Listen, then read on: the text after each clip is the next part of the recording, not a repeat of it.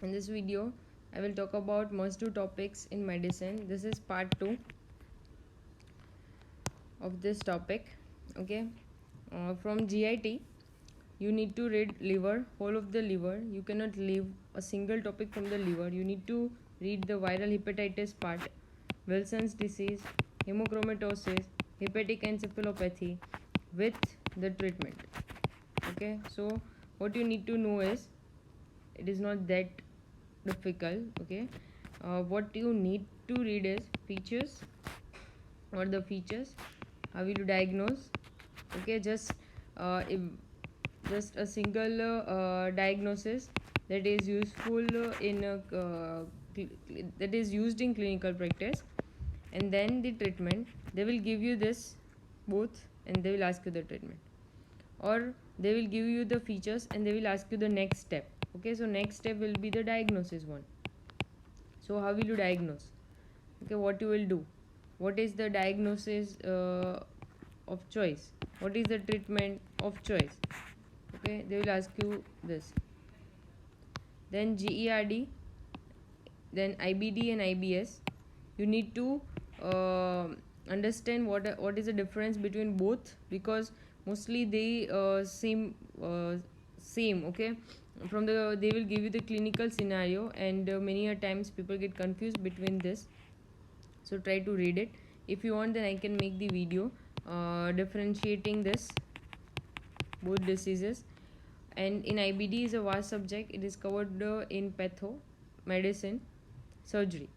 What I recommend you is make the table, okay, or use the table which is given in your notes, whatever notes you are following, or you can find the table online also. Just go through that table before exam, and I'm sure you will be able to answer the, or you will crack the question. Okay, if uh, the question is asked from this topic. Many times it is not at all necessary to read the whole, IBD chapter. Okay, just do the table. Now from rheumatoid part, this is overlapping again with ortho, rheumatoid arthritis, osteoarthritis, then Sjogren's and sclerosis. This is favorite questions of examiner. So try to cover this. From vasculitis, I recommend you to first do giant cell arteritis, then Takayasus. Okay, fibromuscular dysplasia, mostly this disease occurs in Western countries, but because of that image, that spiral image of the renal arteries, okay, they will show you X-ray, and there will be a string and ball appearance of the artery, and this is mostly fibromuscular dysplasia, so they can give you the image, and mostly this occurs in females. Then pen, polyarteritis nodosa. Then just do the table differentiating this disease. Wegener's granulomatous, the new name is granulomatous with polyangiitis. So do this, try to remember this name, because they will give you this name in the options. Okay, and you will be confused if you don't know the name.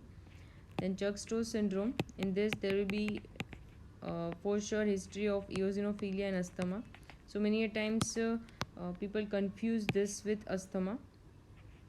So just keep this also in mind when you are in the differential diagnosis of asthma. Then microscopic polyangiitis. Okay, so yeah, that's all for this video.